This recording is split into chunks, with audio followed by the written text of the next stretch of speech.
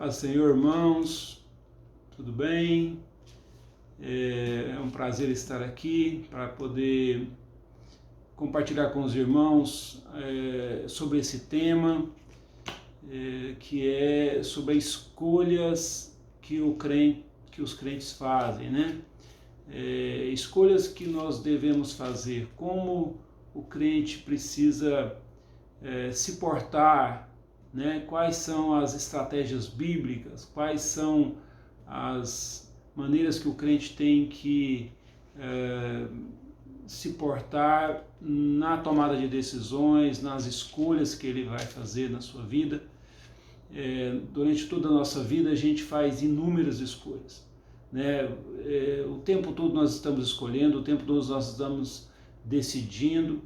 Algumas dessas escolhas são muito importantes para todo o nosso futuro, outras nem tanto, outras são decisões simples de serem tomadas, mas se eu não penso e não reflito da maneira correta, e qual vai ser a decisão que Deus espera de nós. Aliás, Deus espera sempre uma única decisão que a gente possa tomar.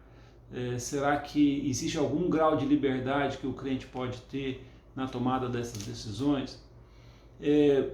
Eu queria começar refletindo, contando uma história de um rei de Israel, né? O filho, né? Um filho de Salomão, que está lá em 2 Crônicas, capítulo 10. O livro de 2 Crônicas, no final do capítulo 9, fala sobre a morte de Salomão. E o seu filho Roboão, ele assume o lugar de Salomão como rei. E até então, Israel era um reino só, né? E Roboão vai tomar uma decisão muito comprometedora para o futuro de Israel. No capítulo 10 em diante, ele, assim que foi empossado, né, assim que ele foi proclamado o rei, né, ele foi chamado para ser rei, né, em sucessão ao seu pai, aqueles líderes dos israelitas que haviam fugido para o Egito, sabendo que Salomão havia falecido, eles voltam e procuram Roboão. E eles procuram Roboão falando da seguinte maneira, falando: Roboão, o seu pai colocou impostos muito altos, uma carga, um jugo muito grande sobre nós. Se você revogar essa carga de impostos, esses julgos, essas obrigações excessivas que o seu pai havia colocado sobre nós, nós voltaremos, te reconheceremos como rei, estaremos com você, seremos uma só nação. E o Roboão fala assim: olha, me dá aí 3 dias para eu poder tomar uma decisão. E ele vai consultar os sábios. E o que os sábios falam para ele? Os sábios, pessoas mais experientes, falam: olha, é uma boa ideia você revogar esse jugo, porque nós seremos uma só nação, né? Seremos um só povo e estará tudo reunido. E Roboão ouviu, agradeceu e foi pedir conselho para os seus amigos, que eram amigos próximos da sua faixa etária, e perguntou a mesma coisa para eles: o que eu faço? Eu revogo esses julgos, esse jugo, né, os julgos que o meu pai Salomão havia colocado sobre o povo, ou não? E os amigos dele falam assim: olha, faz o seguinte, fala para eles que o seu dedo mindinho é mais grosso do que os lombos de Salomão, que o jugo que você vai colocar sobre eles é mais pesado do que aquele que Salomão havia colocado. E ele havia pedido um prazo de 3 dias para poder pensar, ouvir, refletir, e ele então, passados os 3 dias, vem aquele povo, os representantes daquele povo, especificamente Jeroboão, né, que era o líder daquelas pessoas, e fala assim: olha, eu não vou tirar nada, pelo contrário, eu vou colocar uma carga mais pesada ainda sobre vocês. O que acontece? Aquele povo fala assim: por que nós temos que ficar com vocês? Nós não temos que ficar com vocês. Quem é Davi? Né? E eles separam-se e vão para o norte, e com essa decisão eles acabam dividindo Israel, e aí passa a existir o reino do norte e o reino do sul.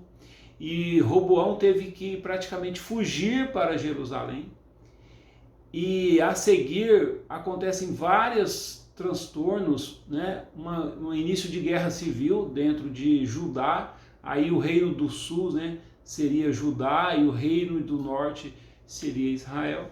E ele então, acontece lá uma espécie de guerra civil e algumas rebeliões, e ele acaba incentivando e aceitando a idolatria, de modo que Roboão, no final da sua vida, lá no que é citado no final do capítulo 12, resume a vida de Roboão da seguinte maneira: e fez o que era mal, porquanto não preparou o coração para buscar ao Senhor. Então, olha só, Roboão teve a oportunidade de ouvir o conselho de pessoas experientes e sábias. Ele rejeitou o conselho de pessoas sábias. Roboão não analisou as consequências do que ele iria resolver e decidir, a escolha que ele iria fazer. Ele tomou uma decisão muito importante, pediu um prazo de apenas 3 dias, sendo que não tinha nada que o obrigasse a decidir tão rápido. Roboão não consultou a Deus. Em nenhum momento a Bíblia fala que ele orou e buscou uma resposta, uma inspiração de Deus para tomar essa decisão. E então nota que são essas atitudes que fizeram com que Roboão tomasse a pior decisão que ele poderia ter tomado para si e para a nação de Israel. Se transformaram em 2 reinos, e a gente vai ver na história a seguir a quantidade de conflitos que houveram entre esses 2 reinos, que é um povo só. É tudo a origem das 12 tribos, né? Isso mostra para nós como um ensino sobre as escolhas que nós fazemos. Evidentemente que nós não estamos o tempo todo tomando decisões ou fazendo escolhas como o Roboão precisou de fazer, né? Como ele fez. Mas muitas escolhas nossas nos levam a caminhos maus. Muitas escolhas que fazemos ou que não fazemos, né? É interessante que a gente tem algumas pessoas cristãs muito crentes, muito fiéis, mas que às vezes tomam 2 extremos, né? Algumas delas não confiam na provisão de Deus.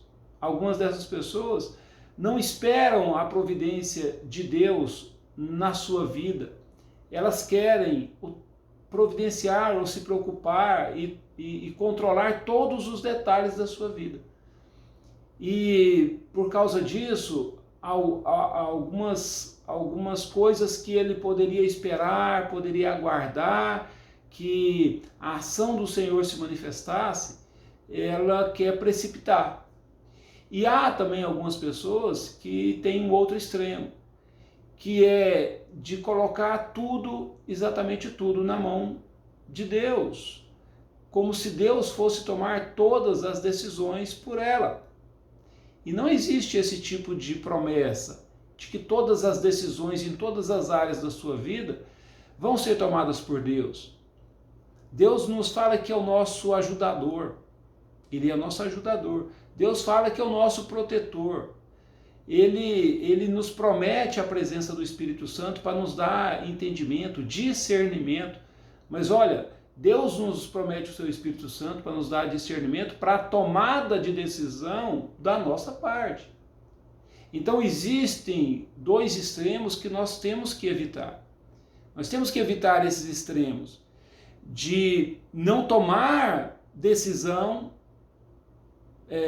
precipitada, achando que o pior vai acontecer porque Deus não vai agir, ou devemos evitar aquela situação de nunca tomar decisão, achando que Deus vai interferir naquele negócio.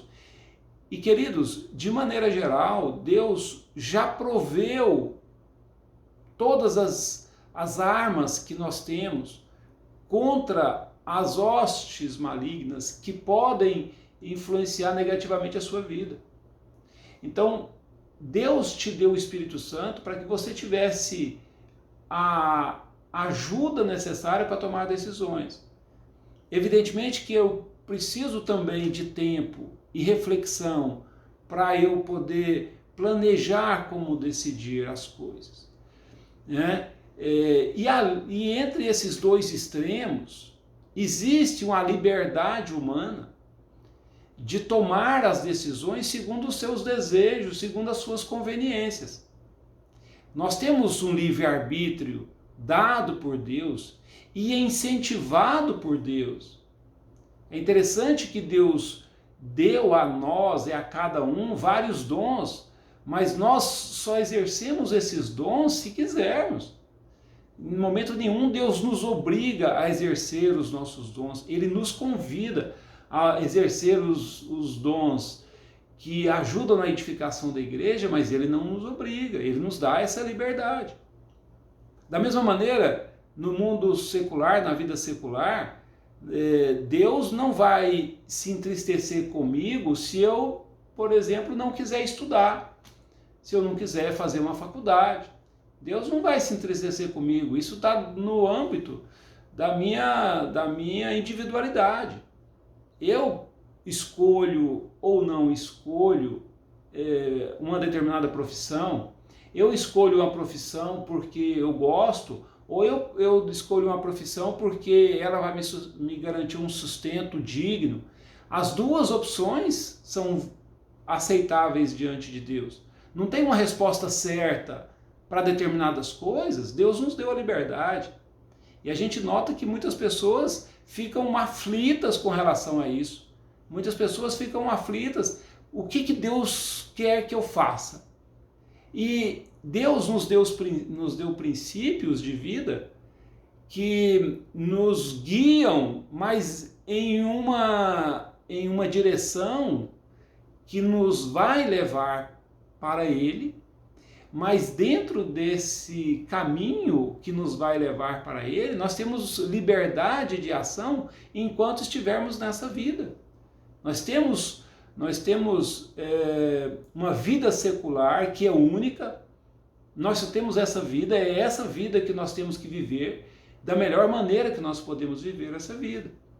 Então, nós não podemos nos afligir excessivamente pensando o que Deus quer que eu faça.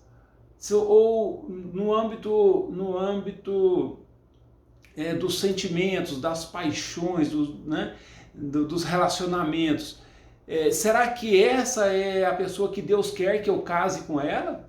Será que essa é a pessoa que Deus quer que eu namore com ela? Ora, Deus nos deu vários parâmetros bíblicos sobre o homem que teme a Deus, sobre a mulher que teme a Deus, né? Sobre quem é um homem abençoado e que venha a ser um bom marido, um bom pai, um bom provedor, ou aquela mulher que venha a ser uma parceira, uma ajudadora, uma mãe, alguém que pode compartilhar os sentimentos e compartilhar metas e objetivos e uma vida em comum, de modo que haja um casal que haja um casal feliz na presença do Senhor. Deus nos deu esses parâmetros.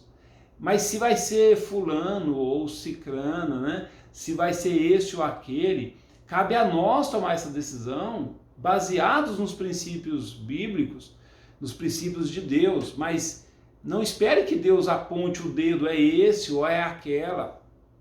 Isso não aconteceu nem com Jacó, né? Jacó chegou lá falando, eu quero essa. E de repente teve que levar aquela primeiro, né? Então era Lia primeiro, depois Raquel. Então assim, nós temos uma liberdade de tomar decisões dentro dos princípios de Deus. Mas preste atenção, os princípios de Deus são princípios norteadores das nossas decisões. Evidentemente que eu não vou infringir a lei. Isso é contra a palavra de Deus também. Infringir a lei do homem é contra a palavra de Deus. Mas quando a obedecer à lei nos implica em infringir os princípios de Deus, então eu preciso de questionar essa lei. Eu preciso de lutar contra a existência dessa lei. Né? Mas eu tenho princípios balizadores das minhas atitudes. Então, as escolhas que eu faço na vida estão sujeitas, em primeiro lugar, a mim mesmo. E essas escolhas precisam de refletir perante Deus no meu compromisso com Ele. Mas eu não posso me omitir enquanto pessoa na tomada das minhas decisões e nas minhas responsabilidades que eu assumo quando eu tomo essas decisões. É muito comum, por exemplo, no meio empresarial, algumas pessoas que cometem erros e falhas e elas simplesmente desaparecem. Você não consegue achar a pessoa que cometeu um erro, uma falha na vida profissional, na empresa que ele possui, ou às vezes na empresa que ele trabalha. A pessoa fica incomunicável. Por quê? Porque ela não tem a coragem de assumir as consequências das suas decisões. Então, na hora de tomar decisão, uma coisa importante é você pensar quais as consequências dessa decisão a curto, médio e longo prazo. Se isso acontecer do jeito que eu estou planejando, o que pode acontecer de correto dentro da minha previsão, mas o que pode acontecer também que não estou prevendo? E o que isso pode me custar? Essas coisas precisam de estar pesadas. Vamos pensar um exemplo aqui, né? Um casal que está namorando e pretendem casar. Às vezes a moça não tem muita certeza sobre aquele namoro. E ela não sabe se ela passa para a próxima fase de noivado, mas por causa da pressão da família, ela vamos noivar. E aí, ela noiva, ela também já não sabe muito bem se aquele rapaz é o rapaz certo para o seu casamento, e ela vê uma série de defeitos, uma série de falhas, que ela não aceita isso. Mas às vezes ela fica pensando, mas se eu romper esse noivado, o que vão falar de mim? O que vai acontecer? Eu não vou ter cara de andar na rua, eu não vou ter cara de entrar na igreja. Não, vou casar. Só que é uma decisão que tem uma consequência muito séria, muito importante.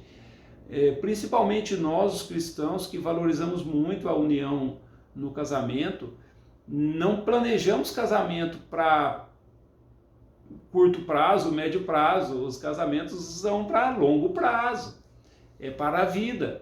Então, numa hora dessa, a pessoa realmente precisa tomar uma decisão. Essa é a pessoa que eu amo e os defeitos dessa pessoa eu aceito. E isso nunca vai me fazer afastar dela. Mas algumas pessoas não fazem essa análise, não analisam seus sentimentos e acabam embarcando num relacionamento que é um relacionamento de longo prazo, duradouro, para construir vidas a partir daquele relacionamento, e ela, por algumas situações aí, algumas pressões momentâneas que bastava explicar, ela se sente coagida e entra num relacionamento, e muitas vezes um relacionamento que as pessoas de fora, ou aqueles, né, a exemplo ali do Roboão, aqueles sábios, já tinham visto que não ia dar certo, mas mesmo aconselhando, a pessoa não aceita. E aí você pode levar esse exemplo para a vida profissional, né? Quantas pessoas se encantam com a nomenclatura de uma profissão, a nomenclatura de uma profissão, e às vezes ela não pensa ou não percebe que existe um glamour em volta de algo que não é sustentável, pelo menos para a maioria das pessoas não é sustentável, não vai dar a ela as metas que ela deseja alcançar para a sua vida terrena, e que é legítimo almejar, porque Deus nos deu essa vida. Em momento nenhum Deus condena, e pelo contrário, se você for ver todos os grandes homens de Deus, especialmente no Antigo Testamento, em que estava sendo constituída uma nação, e eram grandes feitos que eles precisavam fazer e mobilizaram uma grande quantidade de pessoas, eram todas pessoas estabelecidas, bem resolvidas no âmbito, né, profissional, de realizações pessoais. Por quê? Porque uma coisa, ser crente, ser fiel ao Senhor e fazer a sua vontade e a sua obra, não anula você desejar ter realizações e sucesso profissional.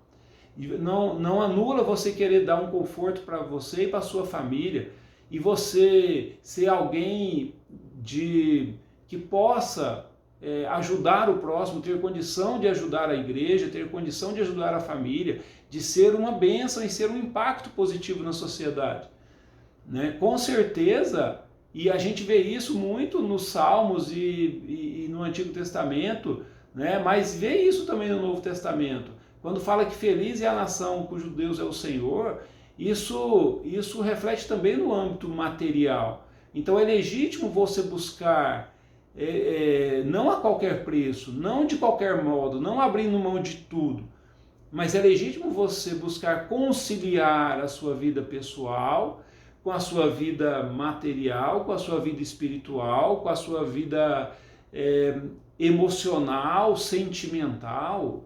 Esse é o desafio das escolhas que nós fazemos, porque muitas pessoas fazem escolhas materiais sacrificando relacionamentos, né? Muitas pessoas, às vezes o contrário, fazem escolhas de relacionamento sacrificando o seu emprego, seu sustento, e que às vezes não é compatível. Às vezes a pessoa se deixa iludir por um romance e passageiro de uma pessoa que não tem todas as virtudes que ela procura em um cônjuge, um parceiro ou parceira, e compromete o seu trabalho, porque ela não desempenha o seu trabalho adequadamente, porque está o tempo todo ocupado em resolver problemas do outro, né? E isso sem um relacionamento formal ainda, namorado, e só um relacionamento bem precoce. Então,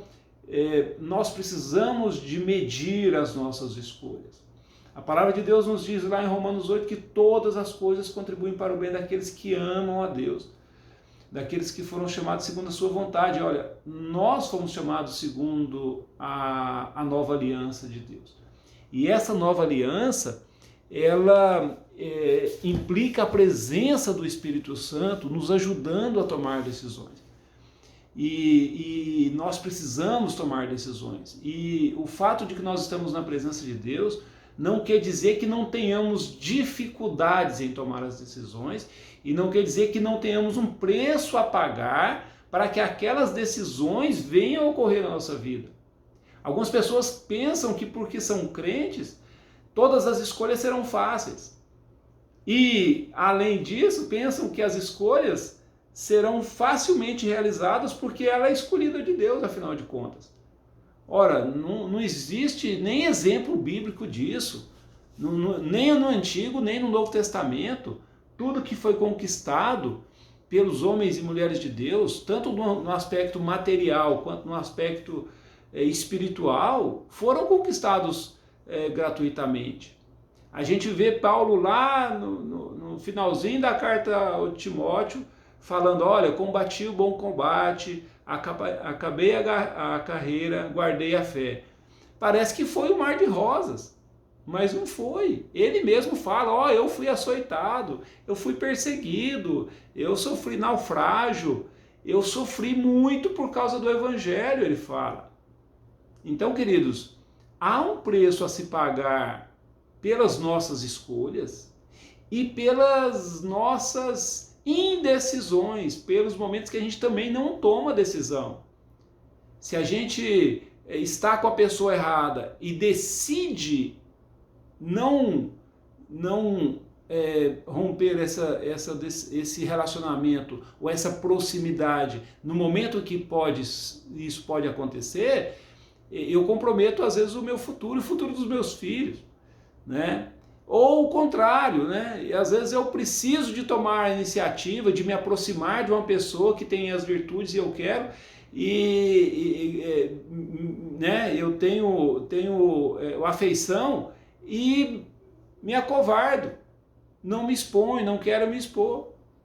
Ou às vezes é com um filho, né? Eu tenho um filho ou a filha que está fazendo algo que não me agrada, não agrada ao Senhor, e eu me recuso a repreender, a exortar, a disciplinar, a ensinar. Eu vou colher um preço pela escolha que eu estou fazendo em me omitir. Nós temos vários exemplos bíblicos de homens que se omitiram em retirar a idolatria do meio do povo de Deus. Nós temos exemplos de homens que se acovardaram, né, perante a mulher, né? Lembra-se de Acabe. Então, nós precisamos de aceitar que nós vivemos de escolhas. Nós precisamos de conhecer a palavra de Deus, que nos dá princípios de decisões, mas são decisões que nós temos que, com a idade, a gente aperfeiçoa a tomada dessas decisões, porque a gente começa a dar o peso adequado para os problemas. Uma questão que a gente percebe na nossa juventude é que na nossa juventude nós não sabíamos muito bem o peso das coisas. Então, às vezes eram coisas com pouca relevância, mas que a gente julgava extremamente importante e sofria e se angustiava por causa daquilo, não é? Então, o que a gente adquire com a idade ou com a experiência é mais ou menos, pelo menos a maioria de nós, né? Espero, saber dosar a importância de cada coisa.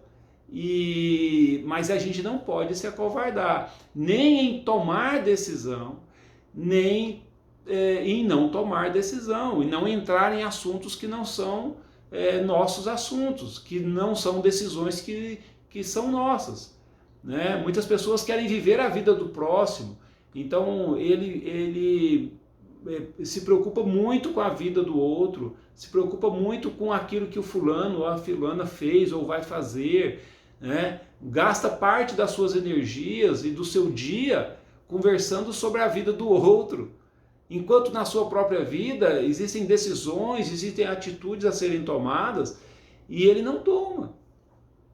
É interessante como nossa geração, esse momento que a gente está vivendo, nossa geração, como as pessoas gastam tempo conhecendo sobre a vida do outro, mas elas não gastam tanto tempo tentando se conhecer, tentando se ajudar até mesmo a fazer com que a sua vida seja mais frutífera, tanto no aspecto profissional quanto mesmo sentimental.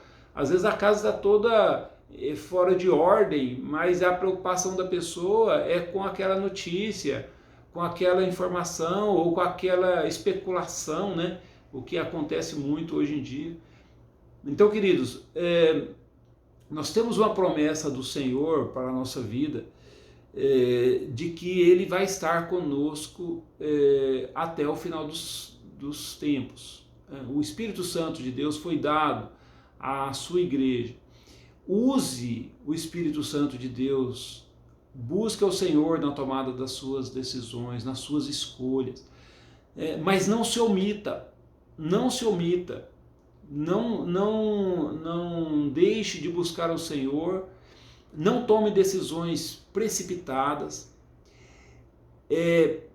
use a sua boca para falar coisas agradáveis.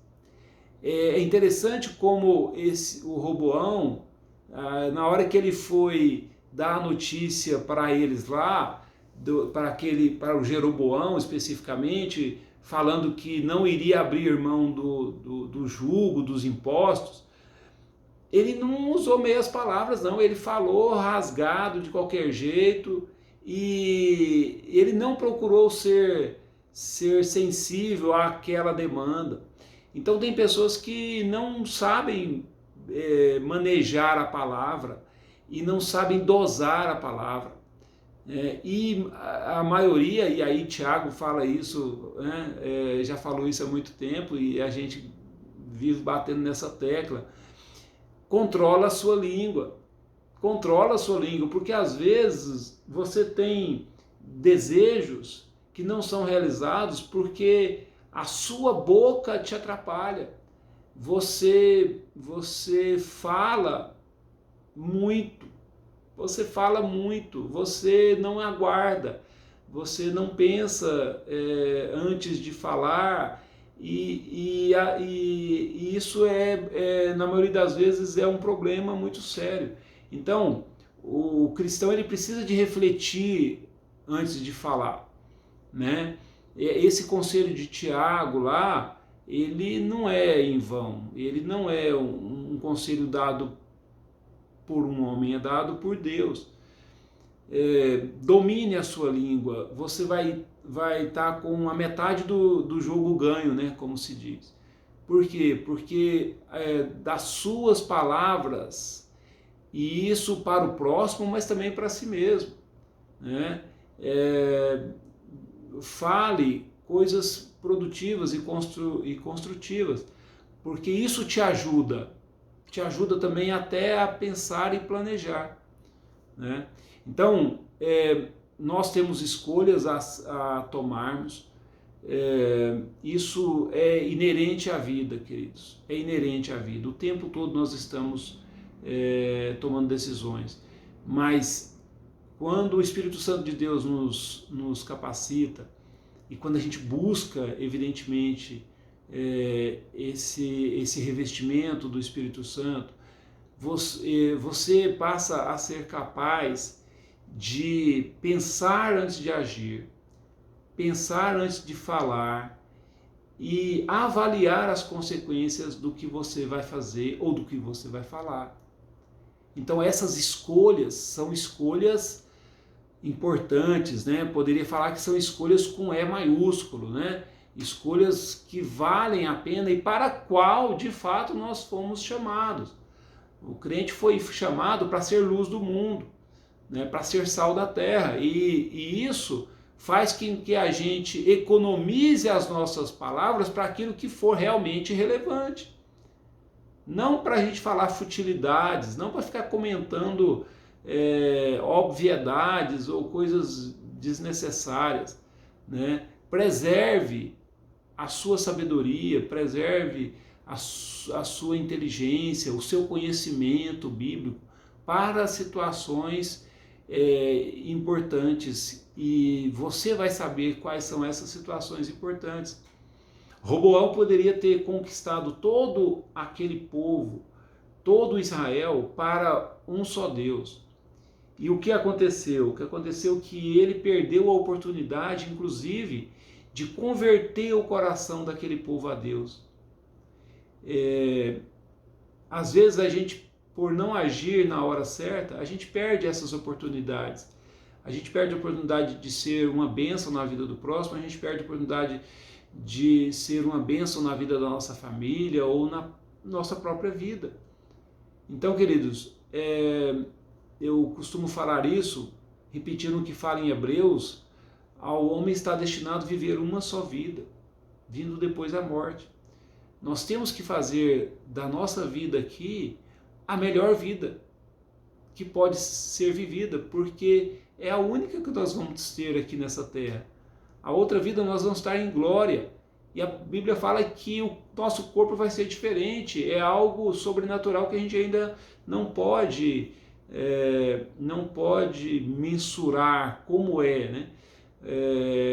O Paulo não conseguiu descrever, né? Nem mesmo João conseguiu descrever como estar na glória, estar com o Senhor, estar na Nova Jerusalém. Isso é algo misterioso. Então, cabe a nós termos nessa vida a melhor vida que nós pudermos ter, garantindo a nossa eternidade com Cristo, mas fazendo dessa vida e da nossa vida uma vida relevante, né? Fazendo da igreja uma igreja relevante, fazendo da nossa família, dos nossos filhos, homens e mulheres que se orgulhem e orgulhem ao Senhor de serem chamados cristãos.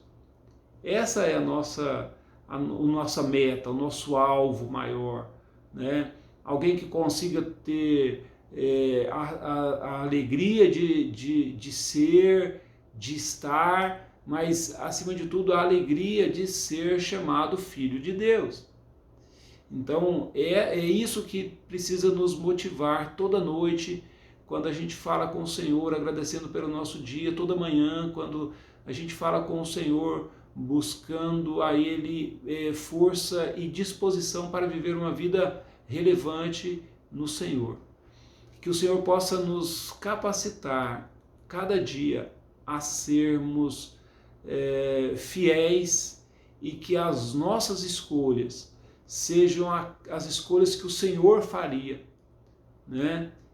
As escolhas que o Senhor decidiria, porque a gente está muito distante daquilo que o Senhor foi nessa terra, do que Ele mas nós temos o mesmo Espírito Santo de Deus, e que com a nossa busca incessante desse revestimento, dessa ação sobrenatural dele sobre nós, o nosso coração seja transformado, a nossa mente seja transformada, os nossos sentimentos, as nossas palavras sejam transformadas cada dia mais, e a gente possa amadurecer e saber o momento de tomar as decisões, e fazer as escolhas segundo o Senhor. Que o Senhor possa te abençoar, que o Senhor possa nos dar e dar a nós todos como igreja do Senhor dias bons, dias de paz, dias de saúde e dia de prosperidade. Que o Senhor abençoe o seu dia e abençoe a sua família.